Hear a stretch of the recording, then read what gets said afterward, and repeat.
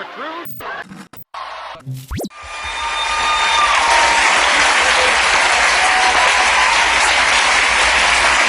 I can just tell you, when I was a kid, I went 1 year here at Brooklyn College, and then my mother died during that year, and I decided to, I grew up, I grew up in my accent, I think, gives me away.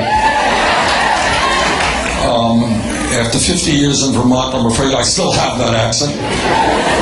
But my mom died when she was young, and I left Brooklyn College and I went to the University of Chicago. When I was there, I became involved in the civil rights movement. Some of you may remember the Congress of Racial Equality Corps, James Farmer and those guys.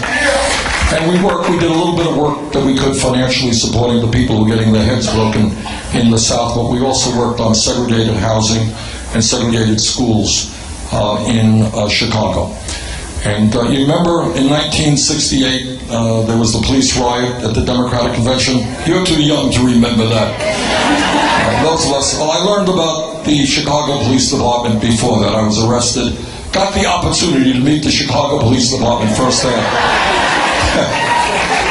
Quite an experience, I will tell you. And then in 1963, went to the March on Washington for Jobs and Freedom. And that was, Dr. King is, one of my heroes and one of the inspirations in my life. And I'll tell you, just if I may, I'm going off subject a little bit. Is that all right? It's your show, baby. All right, it's my show. You know what was extraordinary about Dr. King? I'm detouring here, but why I have so much respect for him. He obviously was a great civil rights leader, led the effort to desegregate the South and voting rights and all that. And he could have gone down. The establishment in America would have said, Dr. King, you are a great hero. Look at all you did. But you know what he did? He went into his heart and he said, that is not enough. If I'm going to talk about nonviolence, right, I got to look at the war in Vietnam. And Harry knows more. If he wants to jump in on this discussion, I would love to hear his point, because he worked with Dr. King. But against all of the establishment, people said, what are you doing? You're supposed to be a black leader. Why are you getting involved in the war in Vietnam? And he said his heart and his conscience dictated that he speak out. How could he talk about nonviolence in this country if you talk about a war which was so unnecessary and so violent?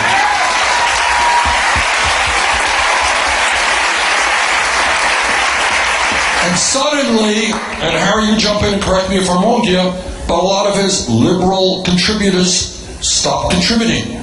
They said, you're going beyond where you're supposed to go. You're a black leader. You can deal with civil rights. We don't want you talking about foreign policy. And then he went even further. And he made the point, he said, of course we have to destroy segregation. But what does it matter if we open up restaurants and hotels, but people don't have the money to be able to go into those restaurants and into those hotels?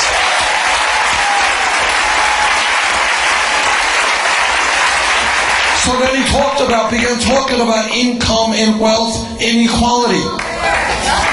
And everybody here remembers where he was when he was assassinated. It wasn't in a quote-unquote civil rights march. He was standing with sanitation workers who are being exploited in Memphis, Tennessee.